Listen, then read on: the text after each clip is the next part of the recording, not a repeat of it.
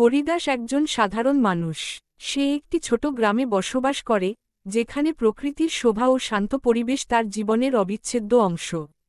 হরিদাসের জীবন খুব সরল, কিন্তু তাতেই তার সুখ। সে একজন কৃষক, প্রতিদিন ভোরবেলা মাঠে যায়, আর দিন শেষে ঘরে ফিরে আসে ক্লান্ত শরীরে, কিন্তু সন্তুষ্ট মনে। তার স্ত্রীর নাম কমলা। কমলাও খুবই পরিশ্রমী ও মমতাময়ী একজন নারী। সে হরিদাসের পাশে সবসময় ছায়ার মতো থাকে।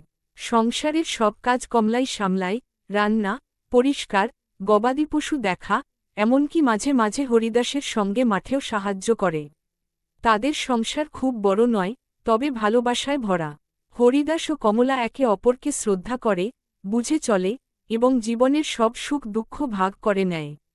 তারা একসাথে সকালের চা খায়, সন্ধ্যায় উঠোনে বসে গল্প করে, আর রাতের খাবার শেষে কখনো কখনো পুরনো দিনের কথা মনে করে হেসে ওঠে।